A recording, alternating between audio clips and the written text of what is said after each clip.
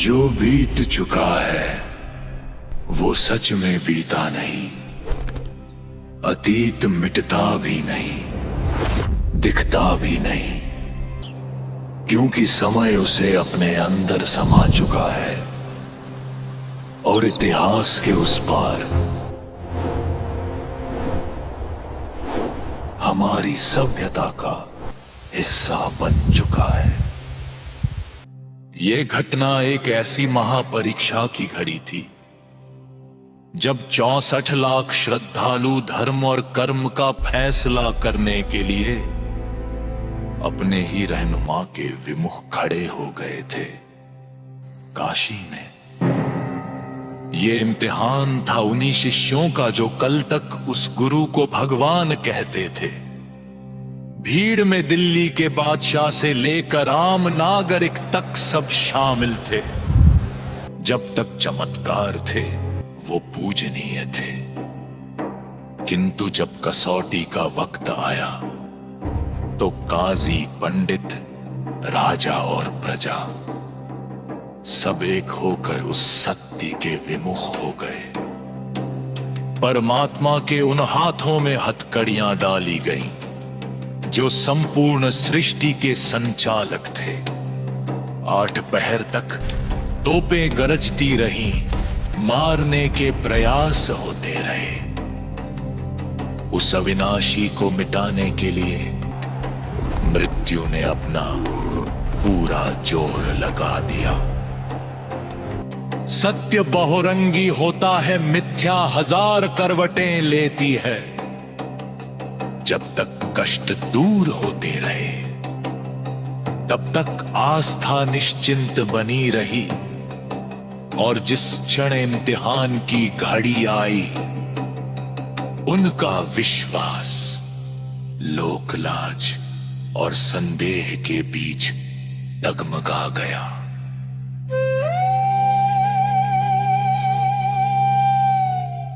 एक 120 वर्ष तक वो ज्ञान का सूर्य रोज उन्हें समझाता रहा, पर अंत में एक ही क्षण में सब अज्ञानतावश चूक गए। हम आज भी धर्म और कर्म के उसी दौर में जी रहे हैं। हमारे पांव अभी परीक्षा से निकले नहीं।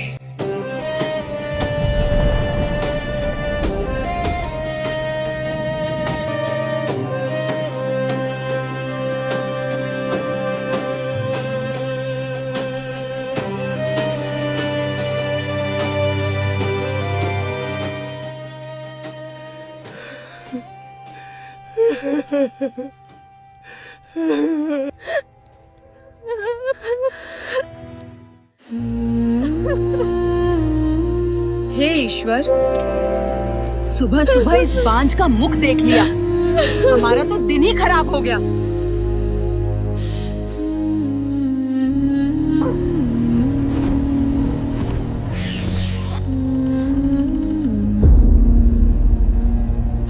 उस दौर में इंसान शरीर से भी बीमार था और आत्मा से भी। चारों तरफ पाखंड का पहरा था और दुखों का अंत कहीं नहीं दिख रहा था।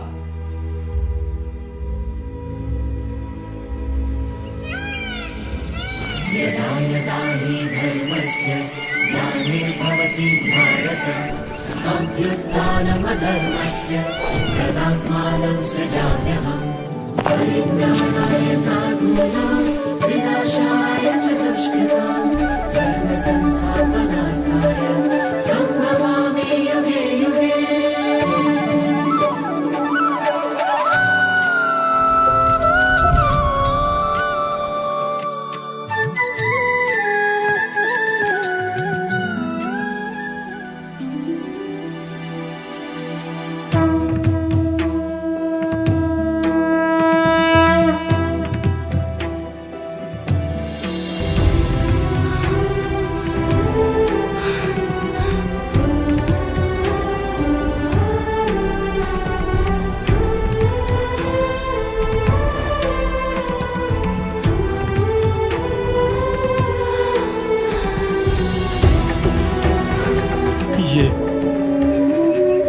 ये क्या हुआ? मेरा कोढ़ का रोग बिल्कुल ठीक हो गया।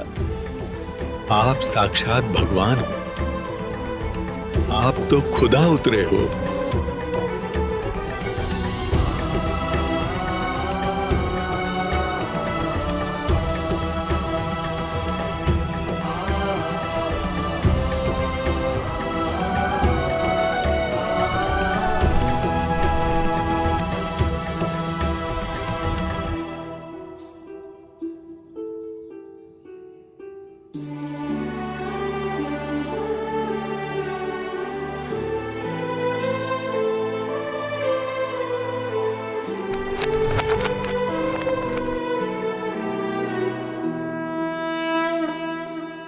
वो मालिक होकर भी बुनकर की लीला कर रहे थे। सुबह ताना बुनते और शाम को घर घर जाकर सत्य का मार्ग बताते। जिस किसी ने द्वार खटखटाया उनका दामन खुशियों से भर दिया।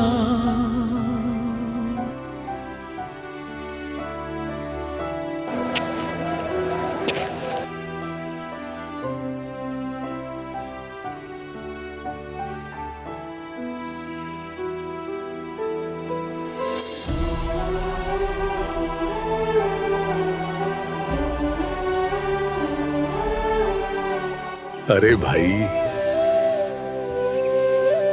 अपने गुरुजी तो साक्षात भगवान हैं। मैं बिल्कुल निर्धन था, दाने दाने को तरसता था। आज घर में बरकत ही बरकत है। बिल्कुल हक बात है भाई, खुदा की कसम। मेरे बच्चे की बीमारी हकीमों के बस की नहीं थी, पर परमात्मा के एक लफ्ज ने उसे खड़ा कर दिया। वो तो मुर्दों में जान डाल देते हैं। सुना है सिकंदर लोधी का वो रोग भी गुरुजी ने ही ठीक किया, जीवन दान दिया। साक्षात मालिक आए हैं इस संसार में।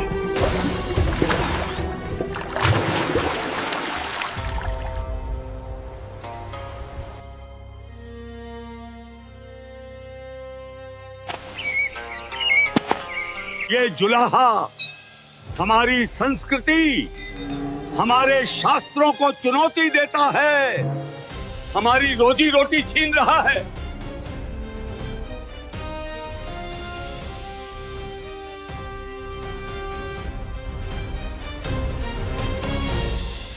इसकी शोहरत का तूफान रोकना होगा, वरना लोग हमें पूछना बंद कर देंगे।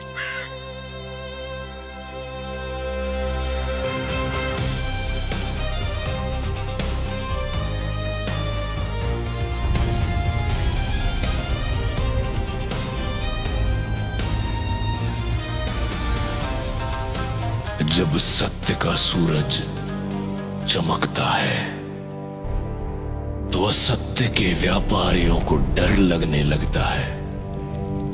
काशी के धर्म गुरुओं के लिए कबीर जी अब एक चुनौती बन चुके थे।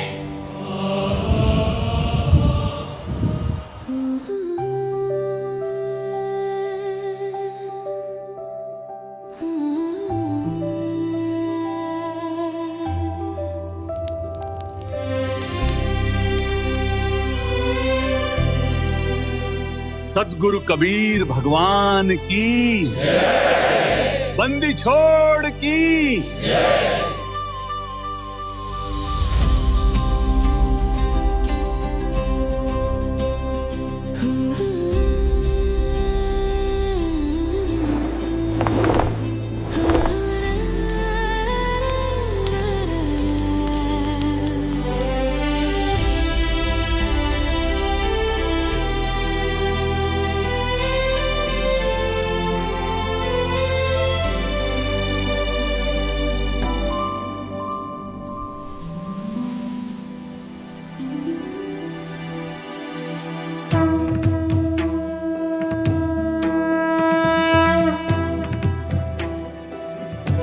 मानुष जन्म पाए कर, जो नहीं रटे हरि नाम।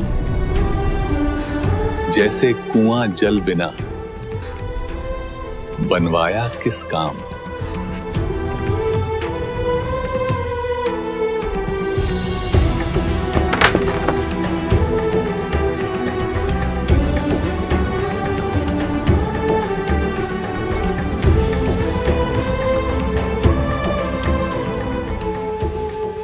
मानव का जीवन बड़े पुण्यों से प्राप्त होता है।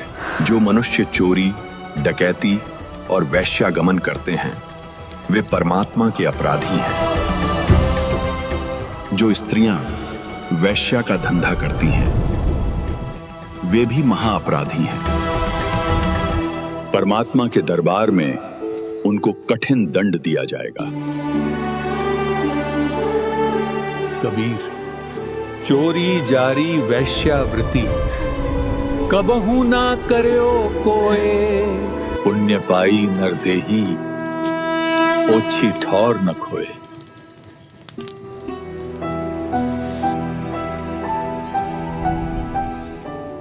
मैंने तो सारी उम्र जुल्म ही जुल्म कर लिए, अब मेरा क्या होगा?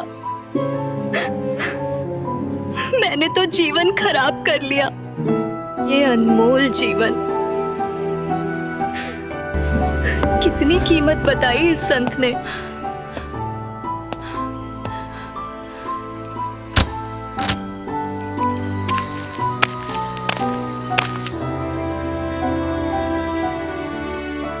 सच्ची भक्ति और सतनाम के जाप से कोई भी पापी व्यक्ति, चाहे वो वैश्या ही क्यों न हो,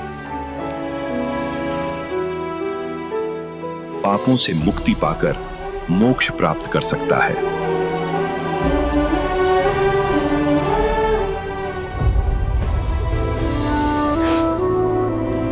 जो नाम दीक्षा लेना चाहते हैं आगे आए।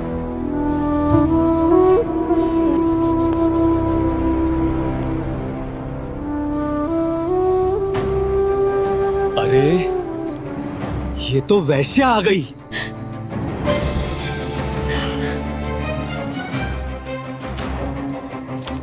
तू भाग जा, यहां से निकल जा, तू बदनाम औरत है। क्या बात है बच्चों? गुरुजी, ये बहुत निकम्मी लड़की है, बदनाम औरत है। गुरुदेव, ये यहां आ गई तो पता नहीं दुनिया हमें क्या क्या कहेगी।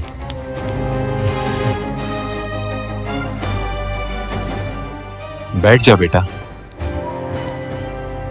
आने दो उसे।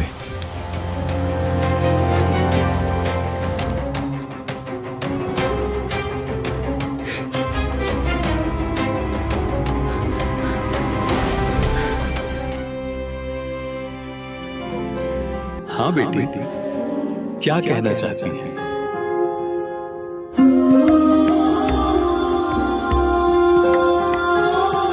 हे परमेश्वर, आज मैंने आपका सत्संग सुना। 40 वर्ष में पहली बार ये आत्म कल्याण के वचन सुनने को मिले हैं। अब मेरे पास दो ही विकल्प हैं, या तो मेरा कल्याण हो या मैं अपने प्राण त्याग दूं।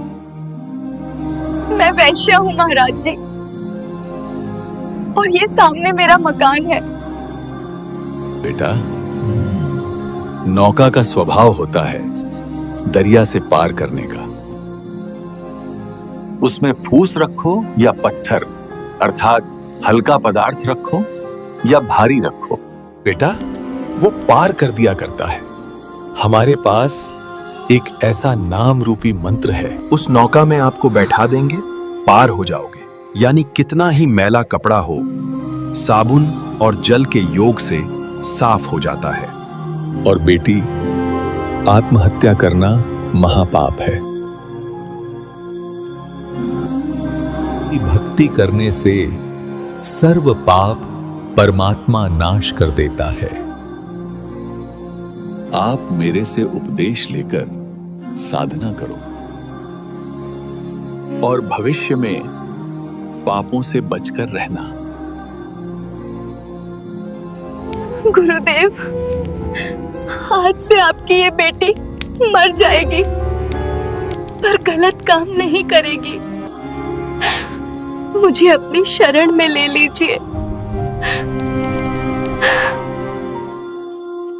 ईश्वर भक्ति की चाह हर इंसान में किसी न किसी रूप में विद्यमान होती ही है, क्योंकि इस संसार में मौजूद हर आत्मा उस परमात्मा की विशेष आत्मा है, चाहे वो भूलवश कैसे भी कर्मों के दलदल में फंसी हो। ठीक इसी तरह जैसे ही वैश्या के नाम से मशहूर इस लड़की के कानों में परमात्मा कबीर जी के अमृतमयी वचन पड़े उसी शुभ दिन उसकी जिंदगी की राह पूरी तरह बदल गई। अपनी पूरी जिंदगी में किए कर्मों के बारे में सोचकर ही उसका दिल दहल गया और एकाएक पश्चाताप के आंसू उसकी आंखों से निकल पड़े। एक ही झटके में उसकी पूरी दुनिया बदल गई। जिंदगी जीने के मायने बदल गए। आसपास के लोग हालांकि अब भी उसे उसी घृणित दृष्टि से देखकर गुजर जाते। उस बहन ने अपने सभी पाप कर्म त्यागने की प्रतिज्ञा ली और परमात्मा से दीक्षा पाकर भक्ति के ऐसे रंग में रंगी कि जहां जहां प्रभु कबीर जी का सत्संग होता वो समर्पित भाव से वहां पहुंच जाती।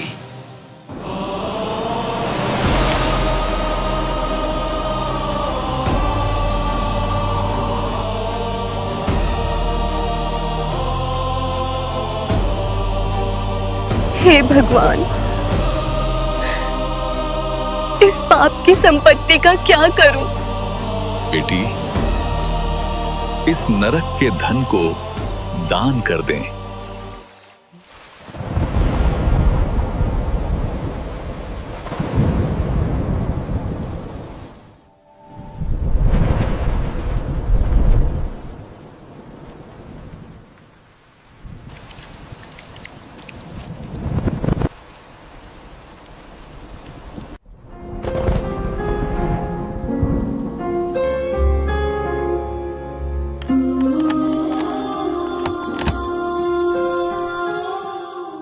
यदि सर्व धन दान कर दिया तो खाऊंगी क्या? कोई कार्य और है नहीं, जीवन कैसे चलेगा?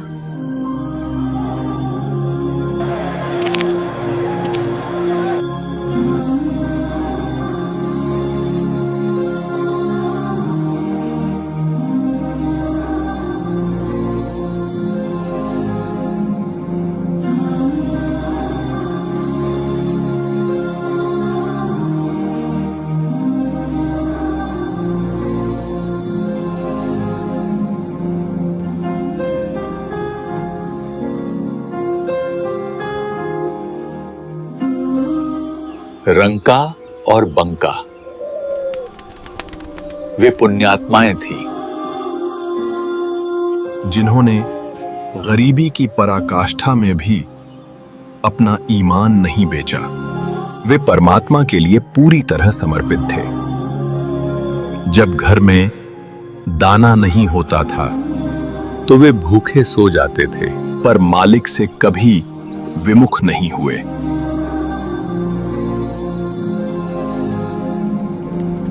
और जब समर्पण की बारी आई तब भी परमात्मा के ज्ञान पर अडिग रहे। पर अंत में उसी परमात्मा ने उनके खाली घड़ों को खुशियों और भंडार से ऐसा भरा कि उनकी दरिद्रता का नामो निशान मिट गया। जो सब कुछ त्यागने का साहस रखते हैं उनकी फिक्र खुद विधाता करता है।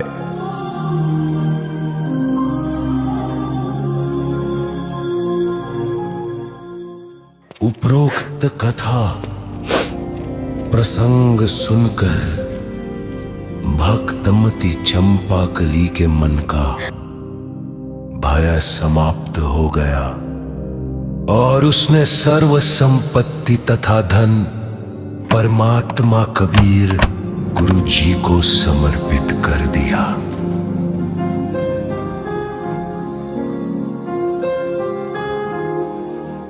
बेटी, जब तू ही मेरी हो गई तो संपत्ति तो अपने आप ही मेरी हो गई। इस मेरी संपत्ति को उतनी रख ले जितने में तेरा निर्वाह चले, शेष दान करती रहे।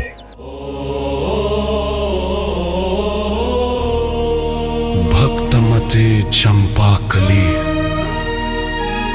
ने वैसा ही किया, मकान रख लिया और अधिकतर रुपए गुरु जी की आज्ञानुसार भोजन भंडारे में दान कर दिए।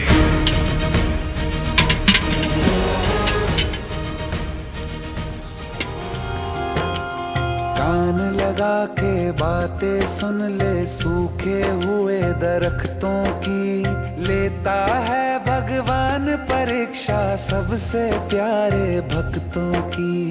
एक प्रश्न है गहरा जिसकी हरि को थाह लगानी है, तेरी श्रद्धा सोना है या बस सोने का पानी है। जो फूल धरे हर डाली पर विश्वास तो रख उस माली पर।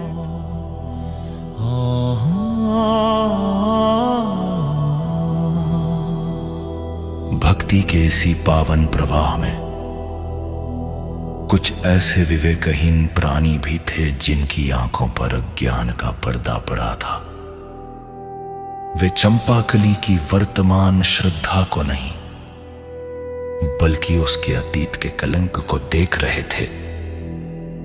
परमात्मा की वाणी जब तक चलती ये अज्ञानी शिष्य मौन रहते, पर जैसे ही सत्संग समापन होता ये कोनों में इकट्ठा होकर चंपाकली के विषय में आपस में फुसफुसाहट शुरू कर देते।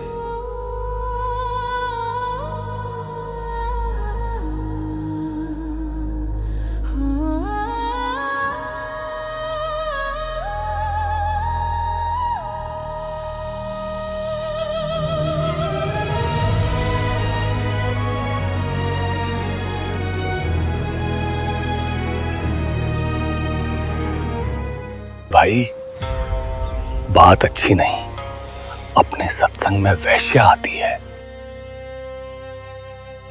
और भाई, आसपास के नगर निवासी भी कहते हैं हम अपनी बहन बेटियों को यहां नहीं आने देंगे। और कहते हैं तुम तो बदनाम औरतों को रखते हो, वहां तो गंदी औरतें जाती हैं।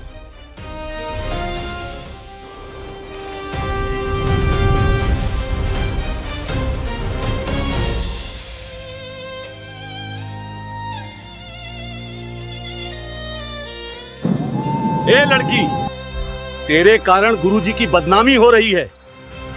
तू सत्संग में मत आया कर। तूने सारा माहौल खराब कर दिया। आसपास के लोग हमें ताने देते हैं।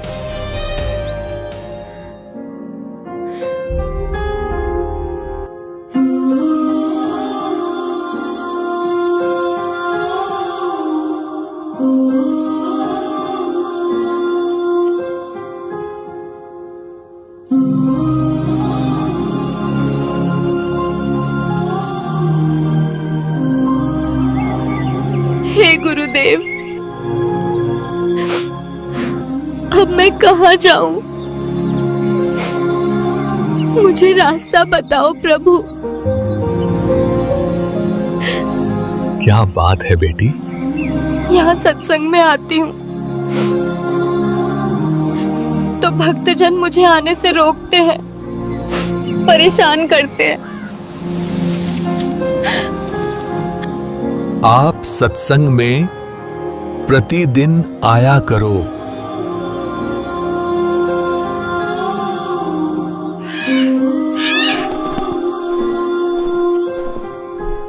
बच्चों, मैला कपड़ा साबुन और पानी से दूर रहकर निर्मल कैसे हो सकता है? इसी प्रकार पापी व्यक्ति सत्संग से तथा गुरु से दूर रहकर आत्मकल्याण कैसे करा सकता है? भक्त वैश्या तथा रोगी से नफरत नहीं करते, सम्मान करते हैं। उसको ज्ञान चर्चा द्वारा मोक्ष प्राप्ति की प्रेरणा करते हैं।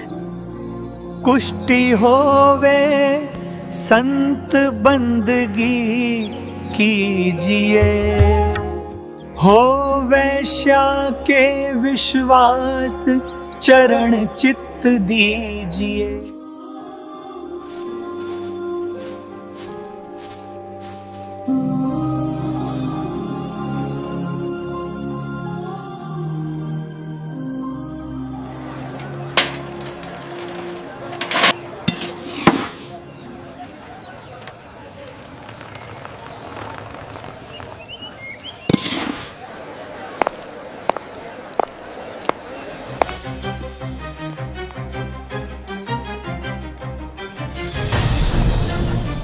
तेरे कारण गुरुजी काशी में बदनाम हो गए हैं।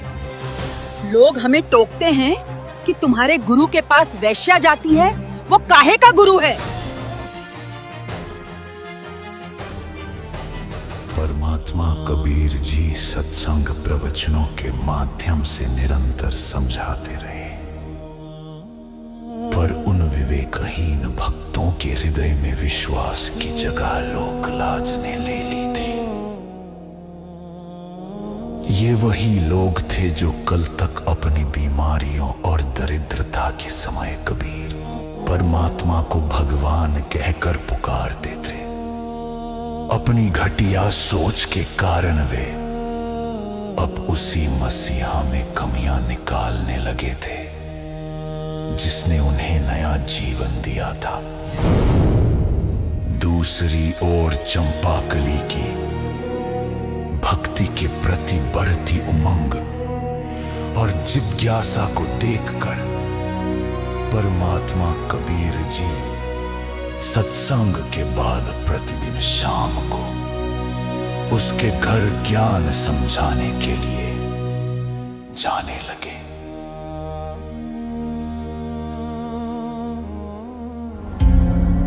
बेटा, ये भगवान का मार्ग है। दुनिया कुछ भी कहे, अपना भक्ति कर। भाई, महाराज जी का तो बुढ़ापे में दिमाग खराब हो गया। अब तो वैश्या के घर जाने लगे हैं। ये तो बहुत गलत हो गया।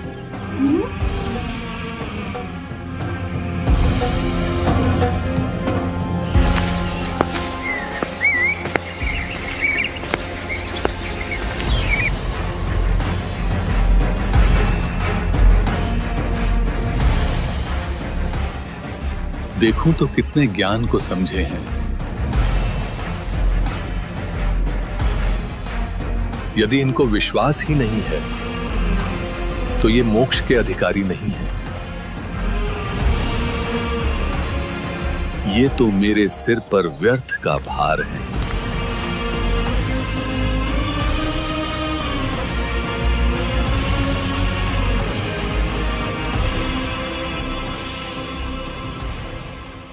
रविदास जी,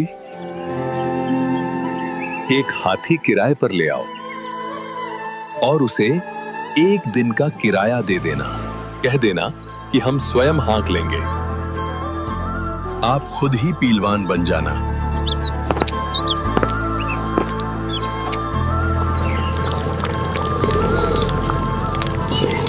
बेटी, आज तू हर बढ़िया गहने पहन और सुंदर हार श्रृंगार करके मेरे साथ चल।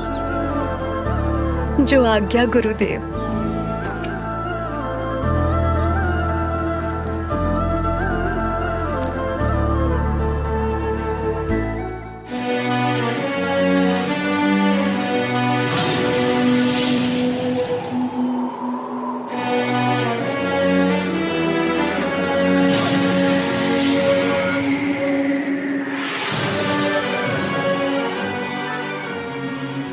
गणका के शरण चले ऐसी सी भरी शराब, गरीब दास पुष्पोरी में झूला गया खराब। तारी बाजीपुरी में गरिष्ठ जुड़ा दी नीचे, गरीब दास गणका सजी दो संतों के बीच।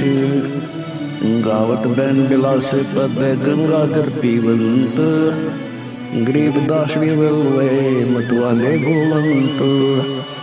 बड़वा बड़वा सब कहे कोई न जाने खोज, दास गरीब कबीर करम बट सिर का बोझ। देखो गण का संग लई कहते कौन छतीस, गरीब दास इस चुल्लदी का दर्शन आन हदीस।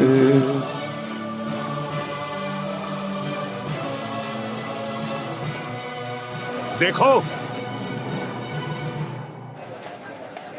बड़े बड़े उपदेश दिया करता कबीर जुलाहा, आज इसकी पोल खुल गई है। ये लोग सत्संग के बहाने ऐसे कर्म करते हैं। भड़वा, नीच, गंदा इंसान, इसके चेलों को लाओ बुला के।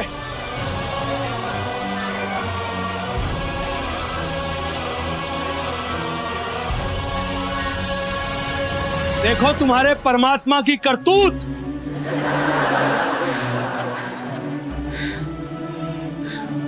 शराब पी रहे हैं, वैश्या को लिए सरेआम घूम रहा है।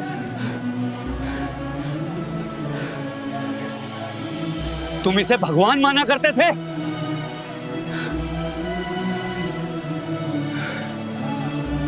देखो इस जुलाहे नीच को, इसके तो दर्शन भी खोटे हैं। मैं तो वैसे ही जाया करता कभी कभी। मुझे तो मेरा पड़ोसी ले गया था,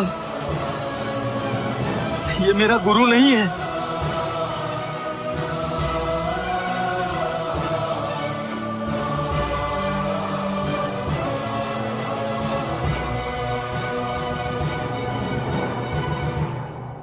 उस दिन काशी की धरती ने एक महापतन देखा।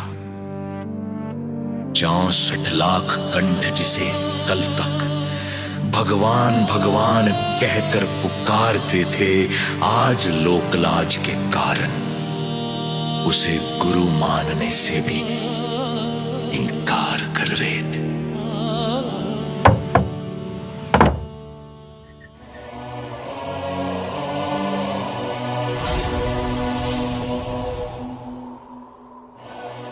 देखो देखो कबीर, नीच जुलाहा वैश्या को साथ लेकर शराब के नशे में मतवाला होकर घूम रहा है।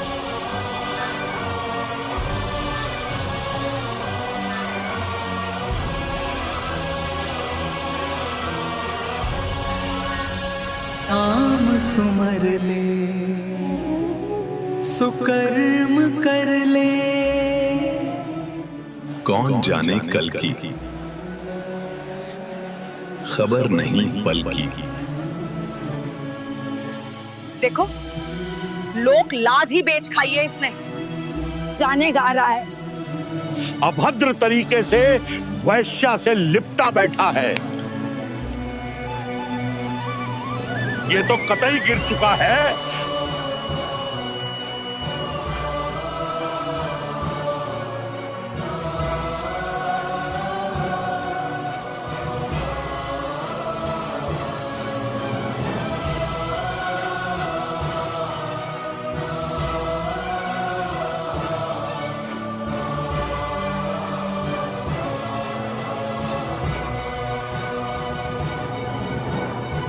नकली धर्म गुरु जो कल तक कबीर जी की महिमा से जल रहे थे, आज उन्हें पंख लग गए थे।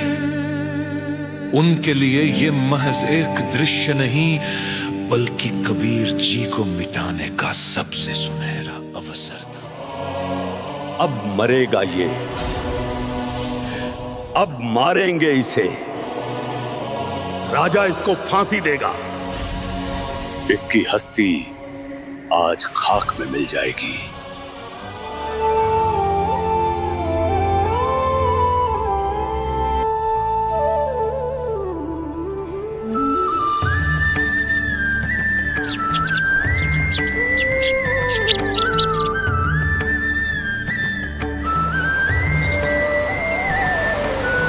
प्रिय आत्माओं, आपने देखा काशी नगर के सब नागरिक मुझे भड़वा यानी व्यभिचारी कहने लगे। हर गली में अपमान के शब्द थे।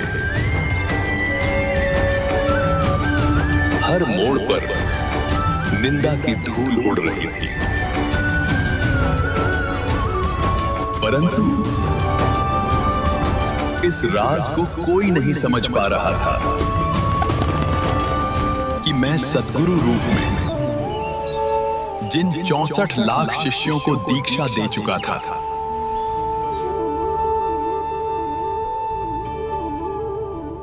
उनके जन्म जन्मांतरों के पापों का भारी बोझ मैंने अपने सिर पर ले रखा था। जब एक गुरु किसी को अपनी शरण में लेता है तो वो केवल उसे नाम नहीं देता,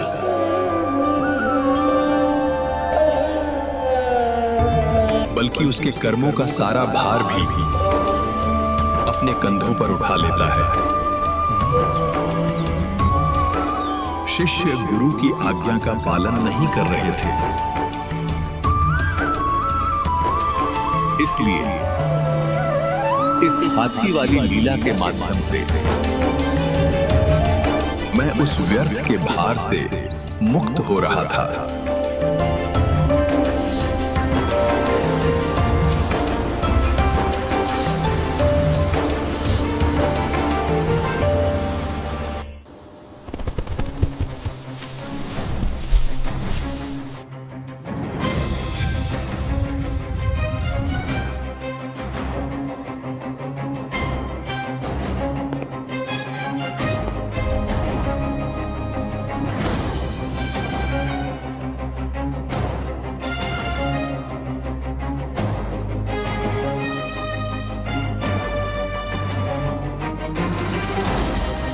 खामोश। जनता की खुशहाली ही मेरा मकसद है। अगर कबीर गुनहगार है तो उसे अभी मौत के घाट उतारा जाएगा। सिपाहियों, पकड़ लाओ उस सुलाहे को।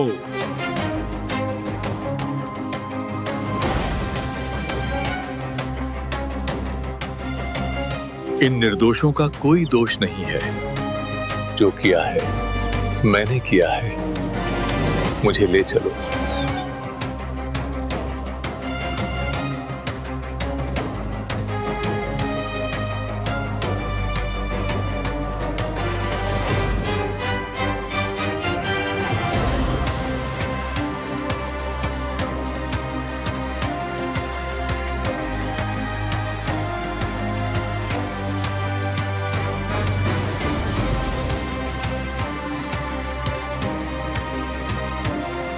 हे कबीर जी, आप इतने नेक विचारों वाले थे। ये क्या कर बैठे आप? आपने वैश्या को साथ लिया?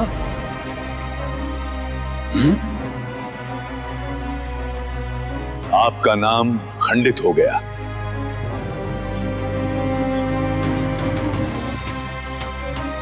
आपने भक्ति का नाश कर लिया। हे सिकंदर बादशाह,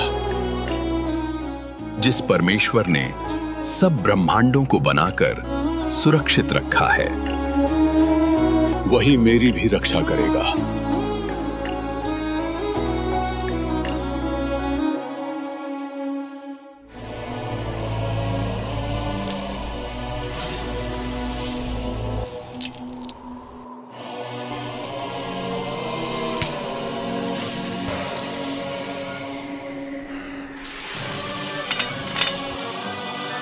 सिपाहियों, इसे तुरंत पकड़कर गंगा में डुबोकर खत्म कर दिया जाए।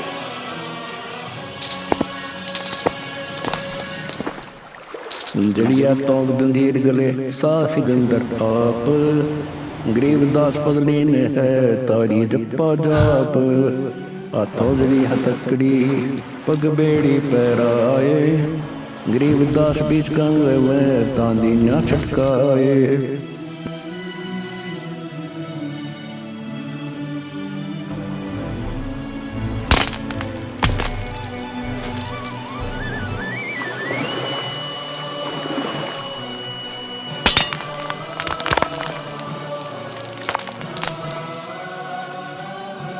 जड़ गए तोप दजीरे सब लगे किनारे आए गरीबदास देखे खलक शोका जीवत सा है।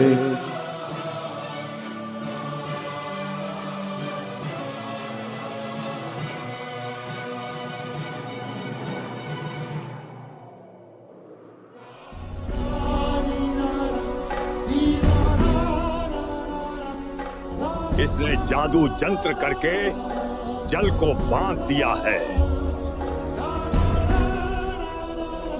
इस कारण से नहीं डूब रहा बादशाह।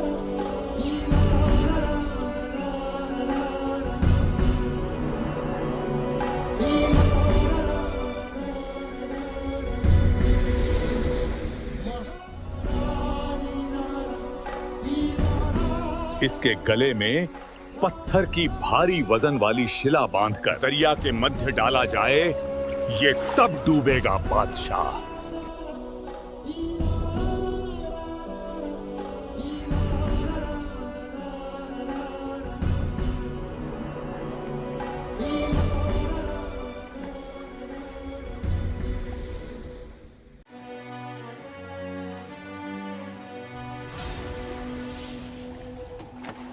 शिला दरी जगनावे में बांधी गले कबीर गरीबदास पंथ टूट गए ना डूबे गए नीर।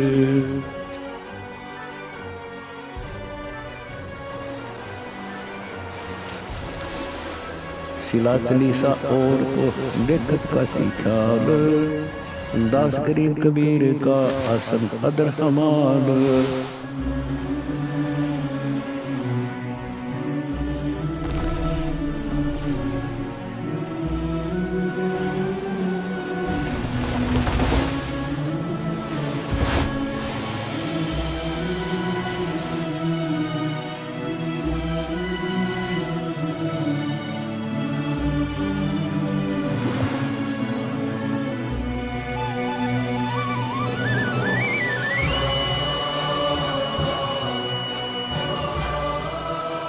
तीर मारकर इसका अंत कर दो।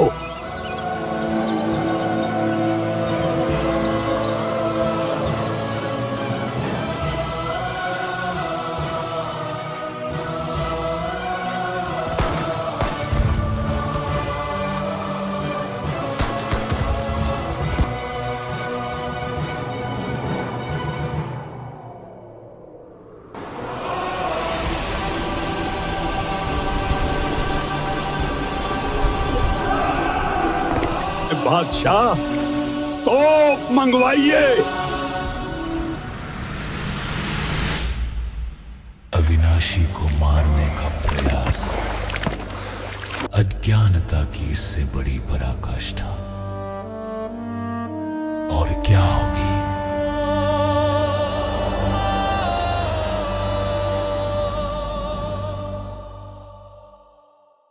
जुल्म हुआ डूबे नहीं शस्त्र लगे न बाण गरीबदास अब क्या कीजिए कैसे लीजिए प्राण। लगी समाधि अगाध में बिचरे काशी गंग गरीबदास खिलौने सर छूए चरण गंग तरंग। चार पैर गोले बगे दमी मृत मैदान गरीबदास पोकर सूखे रहे कबीर अमान। अपनी करनी सब करी थके दोनों दीन दास गरीब कबीर जी बैठ गए जमीन। डूबा डूबा सब कहें हो गया गारत घोर गरीबदास कबले धनी तुम आगे क्या जोर, आनंद मंगल होत है बटे बधाई भेग। गरीबदास उस जुलाहे पर अब फिर गई रेती रेग, हस्ती घोड़े चढ़त है पान मिठाई चीर। गरीबदास का से खुश बूढ़े गंग कबीर, जाओ घर दास के इलकारे हजूर। गरीबदास खुशियां को कईयों नहीं कसूर। अभी पूछेंगे जाकर कहाँ है तेरा भगवान रविदास।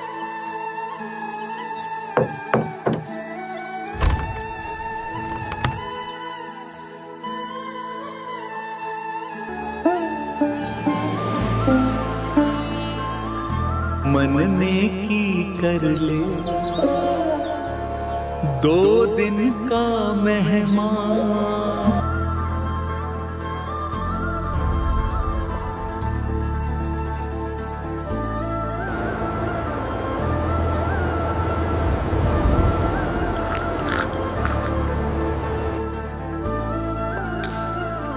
बादशाह वो कबीर रविदास के घर बैठा है।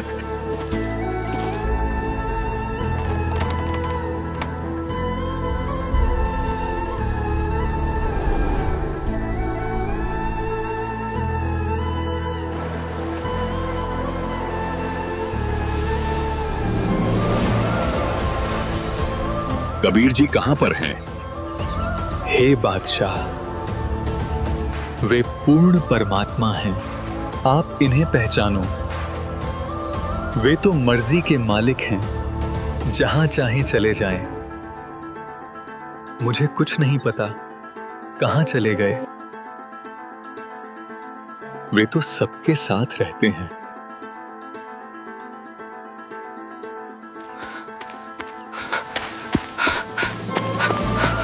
कबीर जी तो गंगा में बैठे भक्ति कर रहे हैं।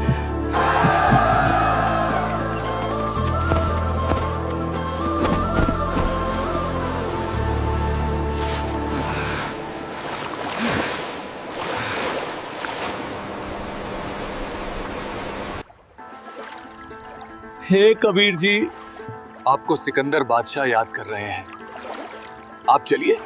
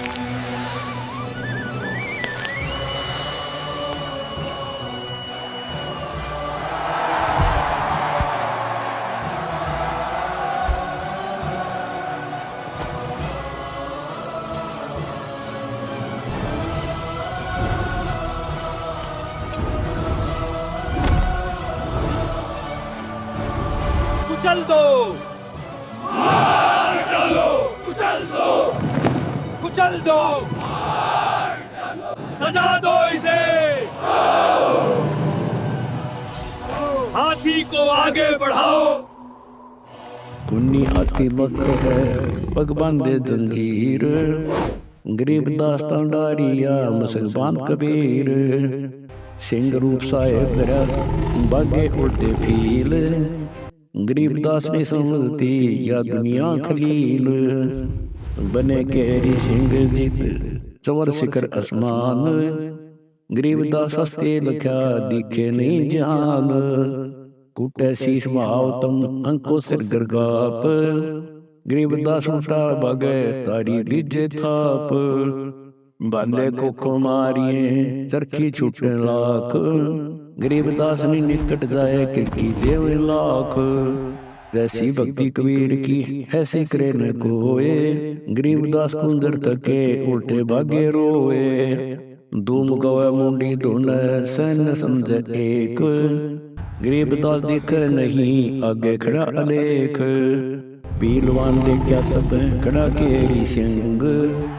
गरीबदास आए ता धर्मोला गौरंग। उतरे मौला कबीर अरस्त भाव भक्ति के हेत। गरीबदास तपसा लखे कबीर पुरस्तन सेत। लीला की कबीर ने दो रूप मरे दी से। दास गरीब कबीर के पास खड़े दिखे जगदीश। जम्बाइया अंगड़ाइया ली कबीर लंबे भय दयाल। गरीबदासा सिकंदर को मानो दर्शा काल।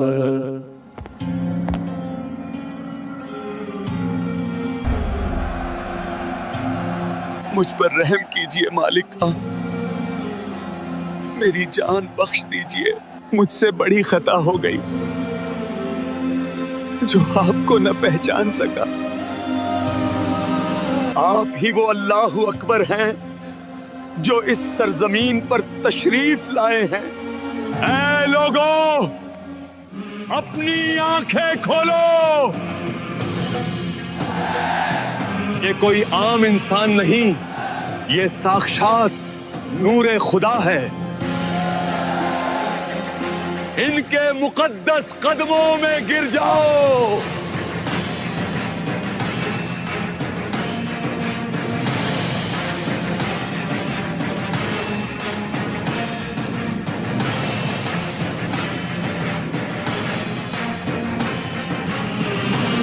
इस जुलाहे ने मंत्र पढ़कर हाथी को खौफजदा कर दिया। हम यहाँ एक पल नहीं रुकेंगे।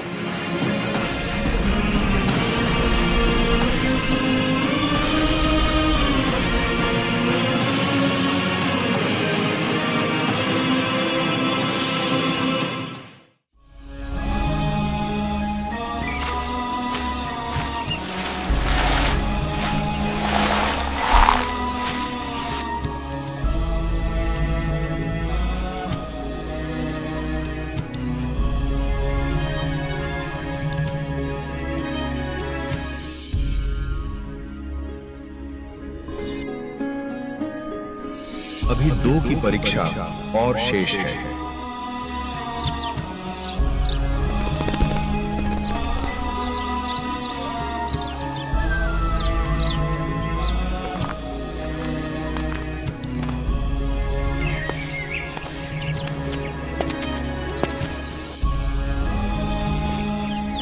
भाई, गलत कर दिया गुरुजी ने तो। क्या कर दिया? तुम ऐसी भाषा कैसे बोल रहे हो? अपनी जुबान संभाल कर बात करो, वरना जीभ कट जाएगी तुम्हारी। महात्मा के बारे में बोलते हुए तुम्हें शर्म नहीं आती? अरे भाई, अगर तुम अपनी आंखों देख लेते तो तुम्हें यकीन होता। विश्वास नहीं है तो आज शाम खुद देख लेना।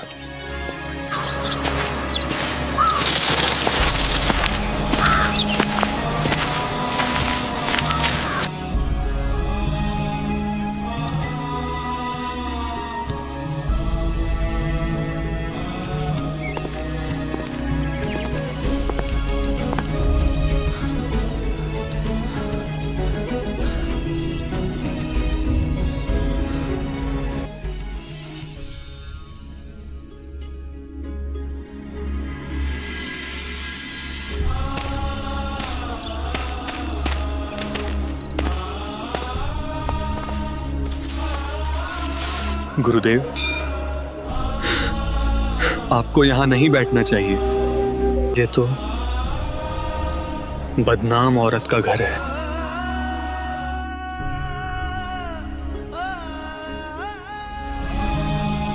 ऊंच नीच में हम रहे और ये हाड़ चाम की देह। अर्जुन सर्जुन समझियो, तुम करियो शब्द स्नेह। मुझे तो इस लड़की में और तुम्हारे शरीर में एक जैसा गोबर और गंध दिख रहा है। दोष तुम्हारे भीतर है, इसलिए तुम्हें बाहर दिख रहा है।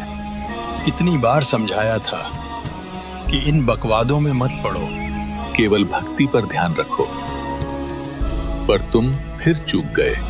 जब तक तुम्हारे दुख दूर होते रहे तब तो मैं अल्लाह का अवतार था, और आज मैं घटिया इंसान हो गया। तुम मुझे अपनी ओछी नजर से देख रहे हो।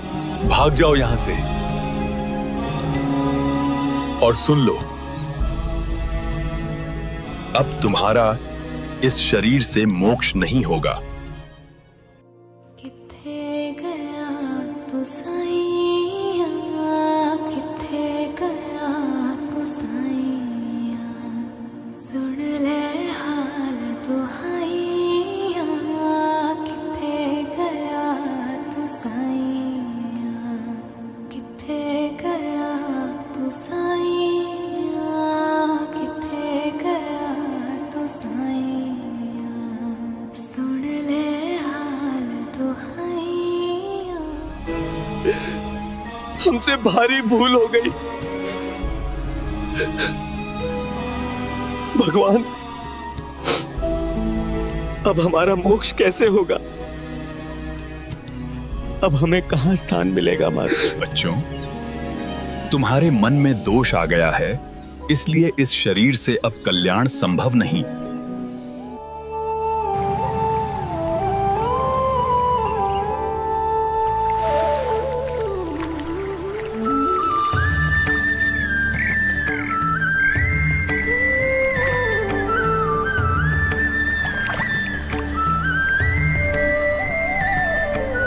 बच्चों, उस समय आप शिक्षित नहीं थे।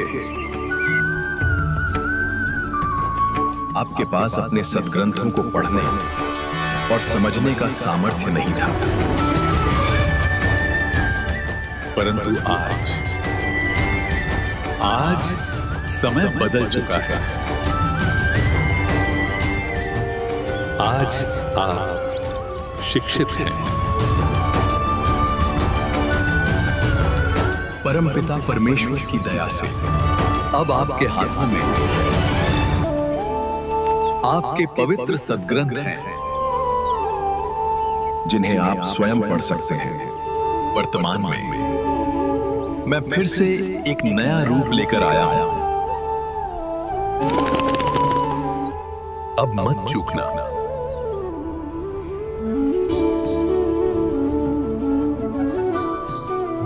पुण्यात्माओं, परमात्मा स्वयं ही इस काल के लोक में आते हैं, अपने बच्चों को तत्व ज्ञान से परिचित कराते हैं। दास के अंदर उसी पूर्ण परमात्मा कबीर साहिब जी की शक्ति काम कर रही है। आप सभी पुण्यात्माओं को काल के जाल से निकालने के लिए परमात्मा इस पृथ्वी लोक में फाल्गुन शुक्ल पक्ष एकम विक्रमी संवत 2053 9 मार्च 1997 रविवार के दिन आए और सार नाम व सार शब्द खुलकर देने का आदेश दिया, जिससे आप सभी का मोक्ष हो सके।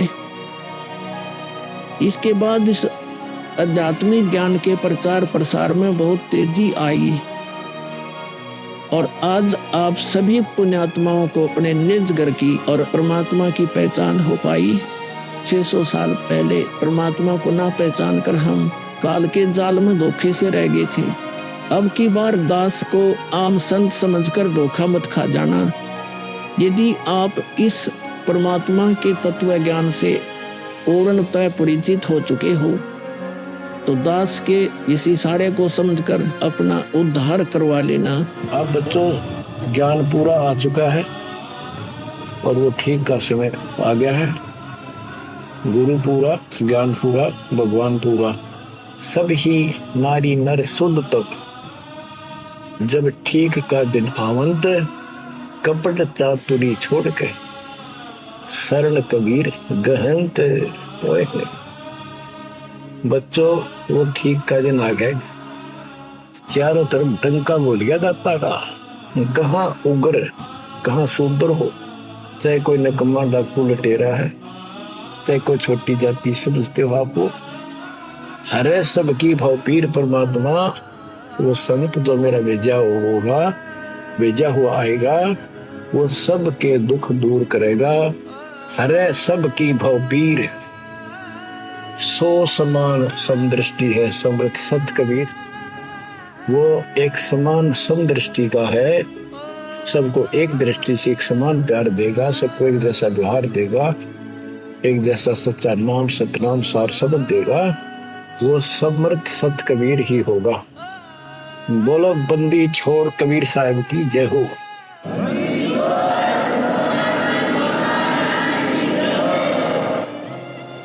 आपके मोक्ष के लिए परमात्मा ने कसर नहीं छोड़ रखी। जो भी संभव व्यवस्था है वो सारी कर दी है। बच्चों तुम भी दया करियो, रहम करियो उस परम पिता पे। बच्चों आने वाली पीढ़ियां आपको भी याद करा करेंगी, वो तो चांद सूरज रहेंगे, आपका नाम रहेगा कि हमारे कौन माता पिता, कौन दादा परदादा दादी इसे अमृत ज्ञान को हमारे कुल में लाए थे। आने वाली पीढ़ियों के उद्धार के लिए तुम जिम्मेवार हो, कुर्बान हो जाओ। पहचान लो उस परम पिता को और पहचान लो अपने गुरुदेव को। परमात्मा आपको मोक्ष दे, आपको सद्बुद्धि देकर रखे, आपको भगवान की याद बनी रहे, सतलोक याद रहे, काल का कष्ट भी याद रहे, यहाँ भी सुखी रहो, सतलोक में सदा सुखी हो जाए। ये दास का आशीर्वाद है। सत साहिब। ये अनमोल ज्ञान जगत गुरु तत्वदर्शी संत रामपाल जी महाराज जी के सत्संगों का अंश मात्र है। आप संत रामपाल जी महाराज जी के मंगल प्रवचन संत रामपाल जी महाराज एप्लीकेशन पर भी सुन सकते हैं तथा उनके द्वारा लिखी पुस्तकें भी डाउनलोड कर सकते हैं।